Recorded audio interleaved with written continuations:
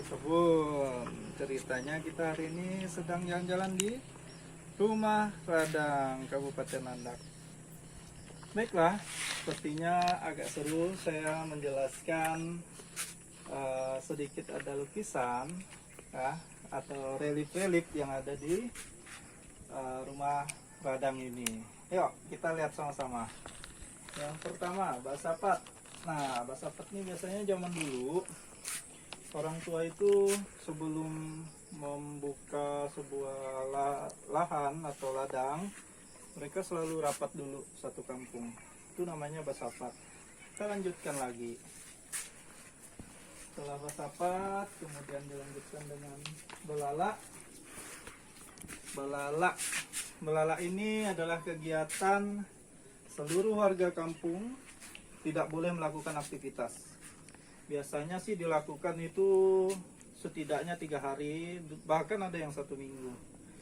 Nah, kita lanjutkan setelah balala itu langsung ada namanya nabok panyugu.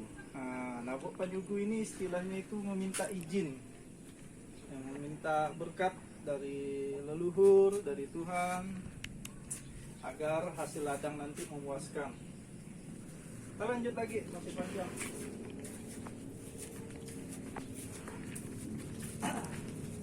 Setelah minta izin, sekarang kita sampai di ngawah. Nah, ngawah ini adalah membuka hutan baru, kemudian dibersihkan untuk nantinya akan jadi sebuah ladang ya. Setelah ngawah, lanjutkan ke ini dia, bahuma.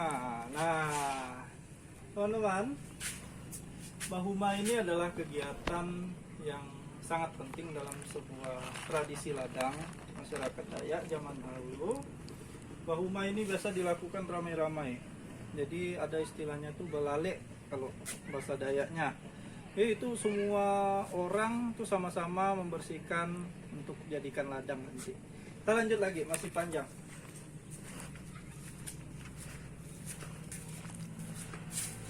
Nah, ini namanya nabak. Nabak itu dalam bahasa Indonesia artinya nebang. Kita lihat ya, ada pohon-pohon ini ditebang oleh masyarakat suku Dayak ya, yang nantinya juga akan jadi ladang. Ini termasuk rangkaian kegiatan pengolahan ladang. Kita lanjut lagi.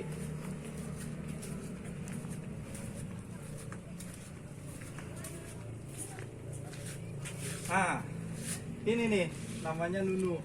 Nunu ini kalau zaman-zamannya sekarang beberapa tahun yang lalu itu jadi bencana di Indonesia. Tapi sebenarnya kalau zaman dulu enggak. Ya, nunu itu ada caranya. Kalau zaman dulu masyarakat Dayak itu kalau bakar itu ada caranya dan tidak sembarangan. Tapi kalau sekarang ini waduh ya, banyak buka lahan sawit apa segala macam, terus main bakar sembarangan ya. Nah, ini adalah salah satu tradisi zaman dulu ya, nunu namanya, atau dalam bahasa Indonesia itu bakar ladang ya. Dan dilakukan dengan gotong royong ya, dengan ramai-ramai. Kemudian ada caranya dan tidak sembarangan yang dibakar ya. Kalau zaman-zaman sekarang ini waduh ya, apalagi buka lahan baru sawit misalnya, itu menyebabkan bencana ya, jadi bencana buatan, kebakaran, asap ya, kabut asap. Nah, tapi zaman dulu enggak ya. Kita lanjut ke nugal ya. Setelah dibakar, tanahnya menjadi gembur dan menjadi subur ya. Setelah dibakar ada banyak unsur hara yang baik untuk tanaman. Kemudian setelah dibakar tadi ada namanya nugal ya. Nugal ini proses pelubangan tanah yang kemudian nanti akan ditaburkan bibit-bibit benih ya. Nah, misalnya jagung dan sebagainya ya. Kita lanjut.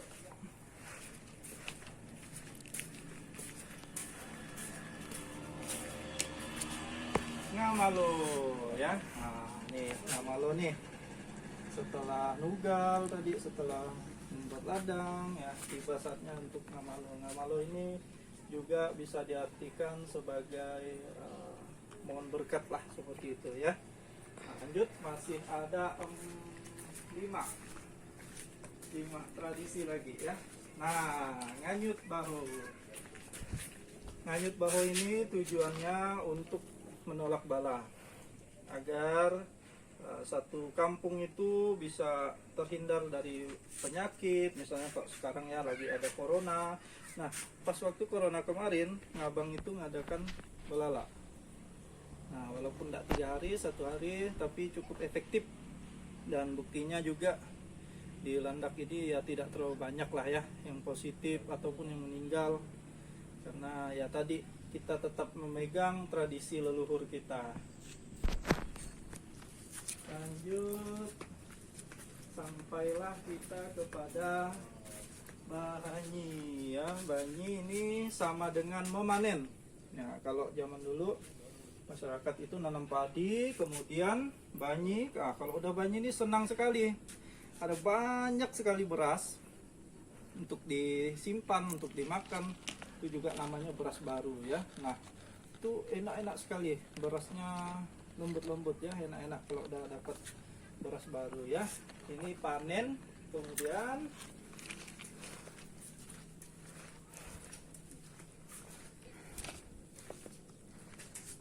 sampai pada tahun baru padi. Zaman dulu, tahun baru padi ini sangat penting bagi masyarakat suku Dayak. Kenapa?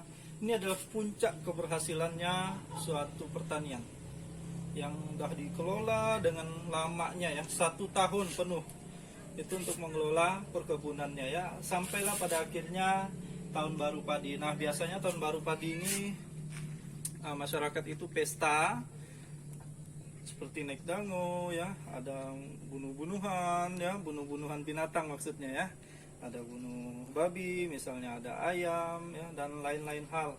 Pokoknya acara ini sangat-sangat spesial lah, seperti perayaan-perayaan keagamaan seperti itu. Lanjut lagi. Nah, ini juga yang paling penting nih, naikkan padi. Naikkan padi itu artinya masukkan padi dari hasil banyi tadi, naikkan ke lumbung padi. Nah, lumbung padi inilah nanti tempat penyimpanan padinya ya, tempat penyimpanan beras untuk jatah 1 tahun ya. Jadi itu adalah lumbungnya, tempatnya makanan ya, tempatnya padi seperti itu. Kita lanjut, dan yang terakhir puncaknya adalah naik dango. Nah, naik dango itulah puncak dari semua rangkaian yang tadi saya jelaskan. Biasanya naik dango kalau di Ngabang di sini tempatnya. Udah sering pindah-pindah sih.